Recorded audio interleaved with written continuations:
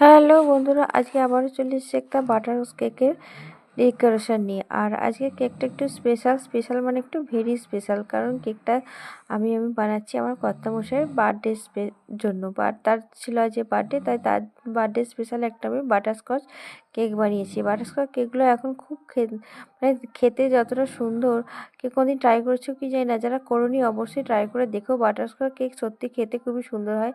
আর অন্যান্য কেকের মতো যেভাবে বানায় সেইভাবেই বানাচ্ছি। প্রথমে কেকটা আমি বানিয়ে নিয়েছিলাম বাটারস্কচ ফ্লেভার দিয়ে, তারপর আমি এর মধ্যে সুগার সিরাপ দিচ্ছি, তারপর একটা যে বাদামের যে চূর্ণটা করতে হয় সেটা দিচ্ছি, তারপর ক্যারামেল দিতে হয় সেটা দিয়েছি, দিয়ে পরপর স্লাইসগুলো এইভাবেই সাজিয়ে নিয়েছি, দিয়ে একটার পর একটা দিয়ে তারপর ক্রাম কোটিং করে নিয়েছি। নিয়ে তারপর আধ ঘন্টার জন্য ফ্রিজে সেট আপ করতে দিয়েছিলাম। আধ ঘন্টা পর ফিরে এসে মূল ফিনিশিংটা আমি করছি। করার পর দেখো পুরো ক্রিমটা আমার চারিদিকে সমানভাবে লাগানো হয়ে গেছে। এরপর যে ক্যারামেল সসটা যে আমি বানিয়েছিলাম আর সেটাকে দিয়ে আমি চারপাশটা একটু দিয়ে দিলাম সেটা ডিজাইন করার জন্য।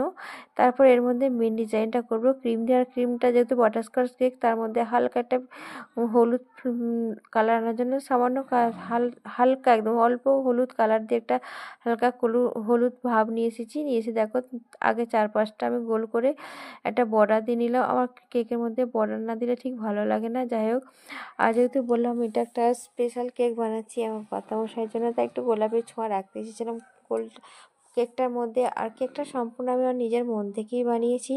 মানে ডিজাইনটা আমি প্রথমে কী বানাবো ভেবে এরকমই মনে আইডিয়াটা এলো, তাই এইরকমই বানাচ্ছি।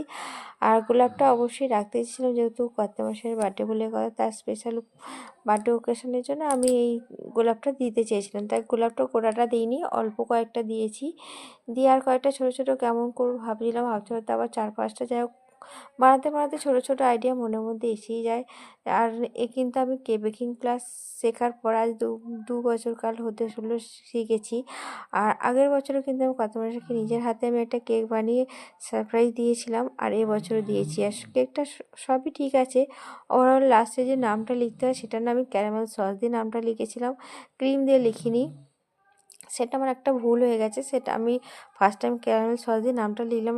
নামটা যখন লিখলাম তখন তো ঠিকই ছিল, কিন্তু পরে দিলাম মানে ক্যারামেল সসটা গলে গেছে, গলে গিয়ে নামটা পুরো মানে ধেসকে গেছে। যাই হোক, ওভারঅল নামটা বাদ দিলে কেকটা কিন্তু দেখতে খুবই সুন্দর হয়েছিল। আর যার জন্য বানিয়েছিলাম তার কিন্তু কেকটা খুবই পছন্দ হয়েছিল, আর খেতেও কিন্তু খুবই সুন্দর হয়েছে। আর যাই হোক, নামটার জন্য একটু আমারও মনটা খারাপ লাগলো। যাই হোক, ভিডিওটা কেমন লাগলো একটু কমেন্ট করে জানিও। দেখা হচ্ছে পরের ভিডিও। টাটা।